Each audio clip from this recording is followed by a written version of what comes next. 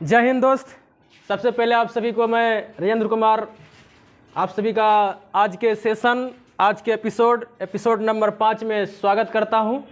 तो जैसा कि आप लोग सभी देख रहे हैं कि ये सीरीज नंबर 5 है। हम लोगों ने 4 सीरीज तक पूरा किया और 5वां सीरीज लेकर के मैं आया हूं। तो चलिए आप सभी का इस सीरीज में स्वागत तहे दिल से करता हूं।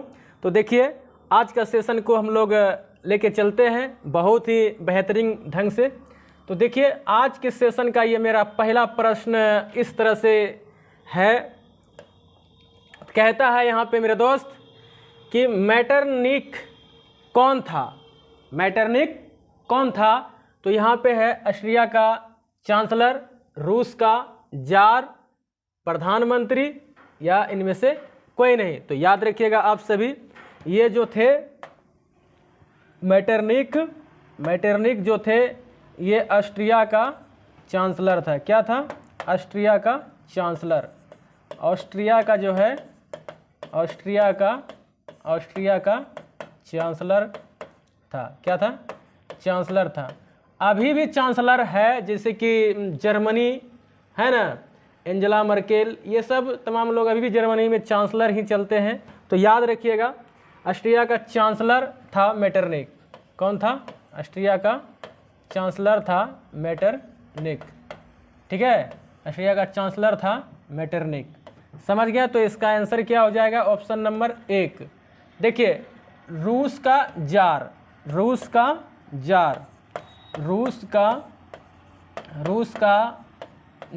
का जो है रूस का जार, ठीक है, ये जो होता है ये रूस में जो इसका अर्थ है रूस का जार का मतलब होता है, रूस का जार का अर्थ होता है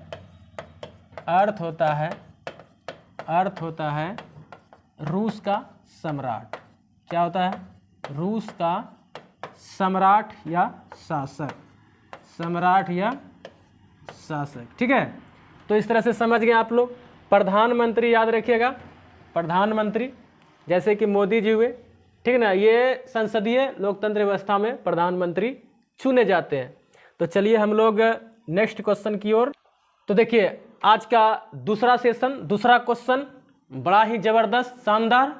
कहते हैं यहाँ पे, देखिए गौर फरमाइएगा आप मेरे दोस्त, मेरे बंधु, मेरे भाई। कहता है किसने कहा था फ्रांस जब छींकता है तो बाकी यूरोप को सर्दी जुकाम हो जाता है। तो याद रखिएगा मेरे दोस्त, ये जो है कहने वाले और कोई नहीं थे, ये भी जो कहने वाले थे और ये कहने वाले थे मैटरनिख। कौन थे? मैटरनिख कहने वाले थे। मैटरनिख ने ही कहा था कि जब फ्रांस छींकता है तो पूरा यूरोप में सर्दी आता है। क्यों कहा था? इसलिए कहा था कि मैटरनिख जो था ये ऑस्ट्रिया का चांसलर था और जो है इनको पता था कि यूरोप में जितने भी देश उस समय यूरोप के राष्ट्रवाद के समय जो यूरोप में राष्ट्रवाद का उदय हुआ था, इटली से प्रारंभ हुआ था, जिसमें फ्रांस, रूस इत्यादि देश, सभी देश आए सामने। उनमें जो था, उनमें फ्रांस जो है सबसे जो है शक्तिशाली हुआ करता था। उसमें से अगर फ्रांस को कुछ गतिविधि चलाना होता था तो जो है सारा यूरोप का इसका कहीं ना कहीं प्रभाव पड़ता था। इसीलिए जो है मैटरनिख ने कहा था कि जब फ्रांस जब छींकता है तो बाकी यूरोप में सर्दी होता है। तो याद रखिएगा ये मैटरनिख ने कहा था, ठीक है ना। याद रखिएगा महात्मा गांधी ने जो है 1942 के भारत छोड़ो आंदोलन में कहा था करो या मरो, डू एंड डाई। क्या कहा था? करो या मरो। बिस्मार्क ने लौ एवं रक्त की नीति चलाया था। बिस्मार्क ने क्या किया था? बिस्मार्क ने जो है लौ एवं रक्त की नीति चलाया था, ठीक है। चलिए देखिए उनके बाद फिर जो है ये मैजनी, वाह भाई वाह, मैजनी देखिए गजब कहा था मेरे दोस्त। इन्होंने कहा था कि अगर समाज में क्रांति लानी हो, ठीक है, अगर समाज में क्रांति लानी हो तो जो है उनका अगुवाई युवा को करना चाहिए। किसको करना चाहिए? युवा को करना चाहिए। अगर हम तो देखते हैं कि जिस देश में अगर युवा लोग राजनीति में आए हैं वह देश तरक्की किए हैं। तो देखिए बिहार में भी चाहिए कि युवा लोग सरकार बनाए, सरकार में आए, जैसे तेजस्वी जी आए हैं, उसके साथ और युवा को आगे आना चाहिए। ठीक है, तभी जो है अपना बिहार संबल बिहार बनेगा, वह चंद्रगुप्त मौर्य का बिहार बनेगा। नहीं तो नीतीश कुमार को बनाते रहो शराबबंदी, कुछ और बंदी करते रहेंगे और इसी तरह से बिहार बदनाम होता रहेगा। तो देखिए यहाँ पे मेजनी ने कहा था कि अगर समाज में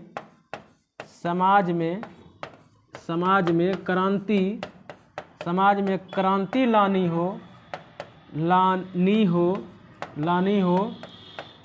हो तो उनका जो है नेतृत्व किनके हाथ होना चाहिए? उनका नेतृत्व जो है युवा के हाथों में होना चाहिए। किसके हाथों में होना चाहिए? युवा के हाथों में होना चाहिए। ठीक है, कहते हैं हंगरी देश की राजधानी कहाँ थी? हंगरी देश की राजधानी कहाँ थी? तो याद रखिएगा हंगरी देश की राजधानी कहाँ थी। तो आप लोग गौर फरमाइएगा मेरे दोस्त। तो याद रखिएगा ये जो पेरिस है, ये पेरिस जो है फ्रांस की राजधानी थी। कहाँ की राजधानी थी? फ्रांस की राजधानी पेरिस। फ्रांस की राजधानी पेरिस हुआ करती थी और अभी भी है। और जो ऑस्ट्रिया की राजधानी ऑस्ट्रिया की राजधानी जो था वो वियना था। कहाँ था? ऑस्ट्रिया की राजधानी वियना था। उसके बाद जो है याद रखिएगा जर्मनी की जो राजधानी थी वो थी बर्लिन। कहाँ थी? बर्लिन मेरे बाबू, बर्लिन। और याद रखिएगा हंगरी की राजधानी बुडापेस्ट। हंगरी की राजधानी जो थी वो कहाँ थी? बुडापेस्ट। समझ रहे हैं? कहाँ थे? बुडापेस्ट। ठीक ना? तो इसका आंसर क्या हो जाएगा? Option number D.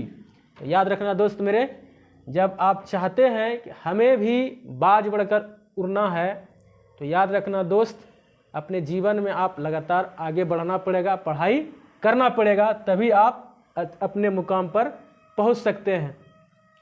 देखिए दोस्त, ये कंपटीशन का युग है और 10वीं में अगर आप लोग इस तरह से पढ़ाई कर लीजिएगा, मैं दावे के साथ कह सकता हूं कि आप लोग सोशल साइंस के धुरंधर हो जाइएगा। तो आप लोग वीडियो में लगातार बने रहिए, मैं भी एकदम अच्छा क्वेश्चन जो है आपके बीच लाता रहूँगा। तो चलिए इस सेशन को हम लोग आगे बढ़ाते हैं। क्वेश्चन नंबर 4 है। क्वेश्चन नंबर 4 में आप लोग ध्यान दीजिएगा। कहता है बोल्शेविक क्रांति कब हुई थी? बोल्शेविक क्रांति कब हुई थी? याद रखिएगा बोल्शेविक क्रांति जो है बंधु लोग याद रखिएगा, बोल्शेविक क्रांति जो हुआ था, बोल्शेविक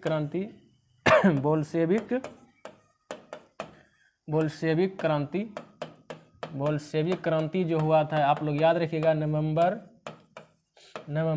1917 में हुआ था। नवंबर 1917 में हुआ था। वहीं याद रखिएगा फ्रांसीसी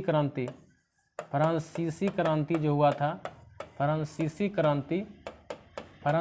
जो क्रांति हुआ था वो हुआ था 1789 में हुआ था। कब हुआ था? 1789 में हुआ था। तो याद रखिएगा 1776 4 जुलाई 1776 ईस्वी को जो है अमेरिका स्वतंत्र हुआ था। USA स्वतंत्र हुआ था। कौन देश स्वतंत्र हुआ था? स्वतंत्र हुआ था। ठीक है, स्वतंत्र हुआ था। और याद रखिएगा 1945 के बारे में बहुत ही अच्छा से याद रखिएगा मेरे बंधु। 1945 ईस्वी में याद रखिएगा 6 अगस्त, याद रखिएगा आप लोग 6 अगस्त और 9 अगस्त को, 6 अगस्त और 9 अगस्त को जो है जापान पर परमाणु अटैक किया था अमेरिका ने। जापान पर जो है परमाणु बम गिराया था। किसने? अमेरिका ने गिराया था। अमेरिका ने जो है USA ने गिराया था। याद रखिएगा विश्व इतिहास में हम देखते हैं कि अमेरिका जो है किसी देश का जो है साथी नहीं रहा है, ठीक है। अमेरिका जो है हमेशा हथियार बेचने के चक्कर में रहते हैं।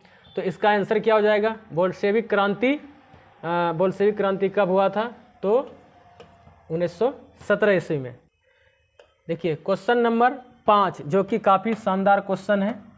कहते हैं कि संवाद कौमुदी का प्रकाशन किसने किया था? संवाद कौमुदी का प्रकाशन किसने किया था? तो याद रखिएगा, संवाद कौमुदी का जो प्रकाशन किया था वो किया था राजा राम मोहन राय ने किया था। राजा राम मोहन राय ने किया था ठीक है। याद रखिएगा, महात्मा गांधी ने यंग इंडिया, महात्मा गांधी ने यंग इंडिया समाचार पत्र के जो चलाया था वो चलाया था महात्मा गांधी ने चलाया था, ठीक है। और महात्मा गांधी को तो राष्ट्रपिता कहा जाता है, देश में इसका जो है अहम योगदान रहा है आज़ादी के समय में। जेम्स ए हिक्की, तो याद रखिएगा बंगाल गजट जो कि ये भारत का पहला समाचार पत्र था। बंगाल गजट के संस्थापक जो कि 1780 ईस्वी में जो है ये चला था और इनके संस्थापक थे जेम्स ए हिक्की। जेम्स हिक्की साहब थे। कौन थे? जेम्स हिक्की साहब थे। याद रखिएगा सुभाष चंद्र बोस, इंडियन स्ट्रगल। सुभाष चंद्र बोस जी, जानते हैं सुभाष चंद्र बोस जी, इन्होंने ही कहा था दिल्ली चलो का नारा दिया था। और याद रखिएगा इन्होंने ही जो है बेहतरीन भारत को एक अच्छा मार्ग दिखाया, ठीक ना। 1938-39 में जो है कांग्रेस के अध्यक्ष पद पर जो है लड़े रहे भी, फिर इन्होंने त्याग दिया और फिर सैन फ्रांसिस्को चले गए। वहाँ पे इन्होंने हिटलर से फिर जो है गए, वहाँ जर्मनी गए, जर्मनी में हिटलर से बात किया। उनके बाद जो है फिर आकर के देश की आज़ादी में अपना अहम योगदान निभाया। तो आप लोग को याद रखना है इंडियन स्ट्रगल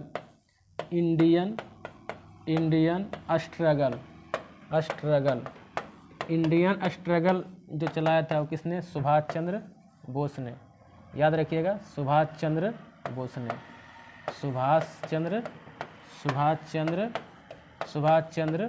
बोस ने शुरू किया था। तो इसका आंसर क्या हो जाएगा? इसका आंसर हो जाएगा राजा राम मोहन राय। इन्होंने सती प्रथा पर भी जो है अच्छा काम किया था, ठीक है। तो चलिए हम लोग नेक्स्ट क्वेश्चन की ओर बढ़ जाते हैं। तो देखिए हमारा जो है अगला क्वेश्चन है, कहता है यहाँ पे क्वेश्चन नंबर 6 कहता है भाषाई आधार पर बनने वाला भारत का प्रथम राज्य कौन है? तो याद रखिएगा मेरे बाबू, भाषाई आधार पे जो बनने वाला राज्य है वो है आंध्र प्रदेश। कौन है? वो है आंध्र प्रदेश। कब बना है? याद रखिएगा 1953 ईस्वी में।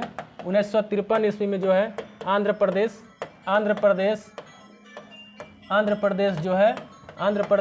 एक राज्य बना था। 1956 ईस्वी में 1956 ईस्वी में जो है राज्य पुनर्गठन आयोग का स्थापना हुआ था। राज्य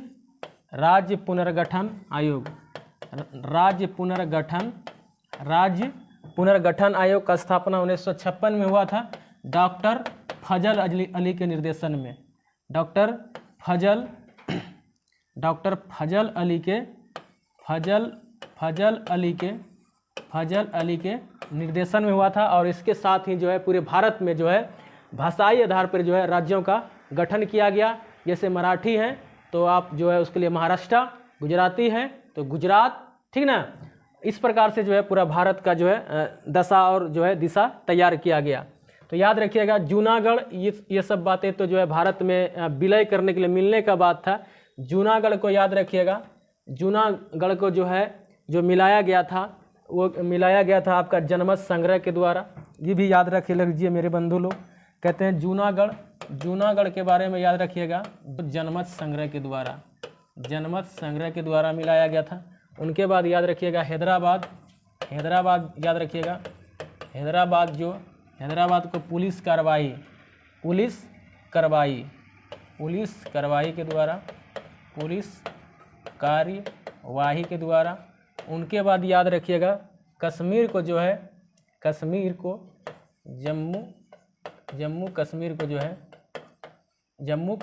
मिलाया गया था वो मिलाया गया था हस्ताक्षर करवा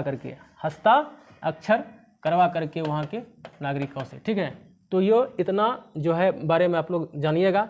तो यहाँ पे क्वेश्चन था भाषाई आधार पर बनने वाला प्रथम राज्य कौन था, तो इसका आंसर हो जाता है आंध्र प्रदेश, जो कि कब बना था, 1953 में बना था। तो चलिए नेक्स्ट क्वेश्चन हम लोग देखते हैं, पढ़िए। कहता है राष्ट्रपति बनने के लिए न्यूनतम आयु कितनी वर्ष होनी चाहिए। तो आज आप सभी को हम एक ही साथ सारे चीज़ बता देना चाहूँगा कि देखिए, ऐसे तो इसका आंसर हो जाएगा बाबू मेरे 35 वर्ष, लेकिन याद रखिएगा पीएम बनने के लिए कितना चाहिए, पीएम बनने के लिए 25 वर्ष चाहिए। उनके बाद याद रखिएगा राज्यसभा के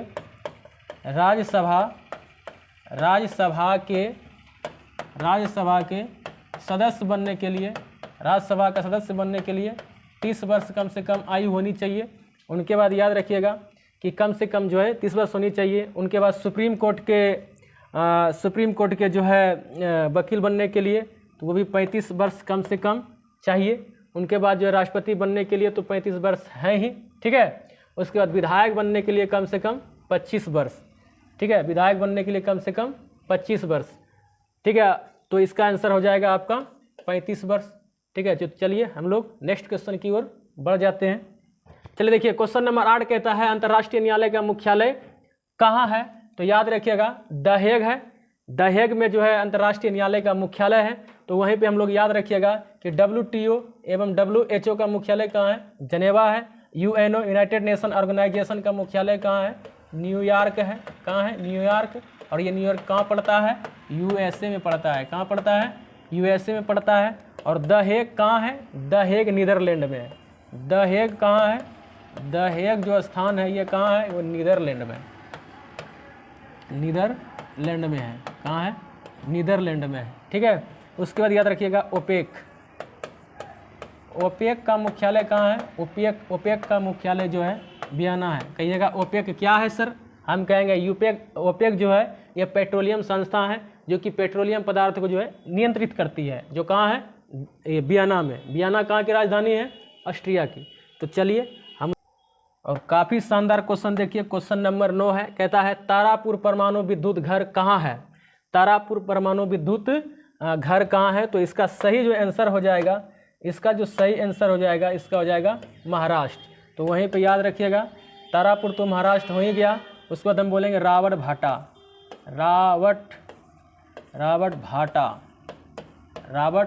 कहाँ है, रावट भाटा परमाणु विद्युत बिजली घर वो है राजस्थान। कहाँ है, राजस्थान, इसको याद रखिएगा।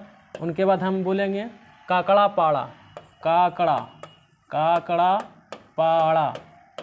पाड़ा विद्युत घर कहाँ है, वो है गुजरात। कहाँ है, गुजरात। कहाँ है, गुजरात। उसके बाद नरोड़ा परमाणु विद्युत बिजली घर कहाँ है, वो है यूपी, मतलब उत्तर प्रदेश। कहाँ है, उत्तर प्रदेश। समझ गए बात को, तो समझिए गुजरात की राजस्थान की राजधानी कहाँ है, जयपुर है। कहाँ है, जयपुर है। गुजरात की राजधानी गांधीनगर, उत्तर प्रदेश की राजधानी लखनऊ। ये सब तो छोटा मोटा क्वेश्चन था। चलिए तो इसका आंसर हो जाएगा option number A, Maharashtra. Tarapur परमाणु विद्युत बिजली घर कहाँ है, महाराष्ट्र। क्वेश्चन नंबर 10 में आप लोग का स्वागत है। क्वेश्चन नंबर 10 कहता है कि संचार का सबसे लोकप्रिय साधन क्या है। संचार का सबसे लोकप्रिय साधन क्या है। तो आप लोग सभी आंसर लगाइए। मोबाइल। अब भाई अभी आप लोग मोबाइल नहीं देख रहे हैं, मोबाइल अगर आप लोग अभी देख रहे हैं तो मोबाइल होगा आंसर, ठीक ना। सभी लोग जो है मोबाइल पर ज़्यादा जो है यहाँ पे आ गए हैं, ठीक ना। तो देखिए टेलीफोन जो था ये पहले के समय में था टेलीफोन, ठीक ना। और रेडियो तो पहले ही था, ठीक ना। उसके बाद मोबाइल, उसके बाद टेलीविज़न का आविष्कार किसने किया, GL बियर्ड। टेलीविज़न का आविष्कार जो किया है JL बियर्ड ने किया है। उनके बाद याद रखिएगा टेलीफोन का जो है ग्राहम बेल, रेडियो का G मार्कोनी। रेडियो का किसने किया है, रेडियो का आविष्कार किसने किया है, मार्कोनी। किसने किया है, मार्कोनी। अब मोबाइल का तो सभ्य जानते हैं, नहीं जानते हैं तो मेरे बंधु आज जान लीजिए, ठीक है। कितना आदमी मोबाइल चलाते हैं बड़ा स्टाइल से, लेकिन मेरे बाबू, मेरे सोना, मेरे हीरा, आपको ये पता होना चाहिए मोबाइल का आविष्कार के कैले बा, ठीक ना। के कैले बा? Martin Cooper. किसने कैले बा? Martin Cooper. किसने? मार्टिन कूपर मेरे दोस्त, ठीक ना। मार्टिन कूपर ने किसका आविष्कार किया है? मोबाइल का, जो कि अभी आप लोग के हाथ में है, ठीक है। तो देखिए हम लोग अब देखते हैं, चलिए हंसते रहिए, मुस्कुराते रहिए, अपने अपने जीवन में व्यस्त रहिए और पढ़ते रहिए और जो है अपने जीवन में आगे बढ़ते रहिए। जब तक आज का जो इस सेशन से मैं जो है आप सभी से विदा लेता हूँ, जब तक के लिए एक ही शब्द मैं बोलता हूँ, आप लोग भी मेरे साथ साथ बोलिएगा। आप सभी को जय हिंद।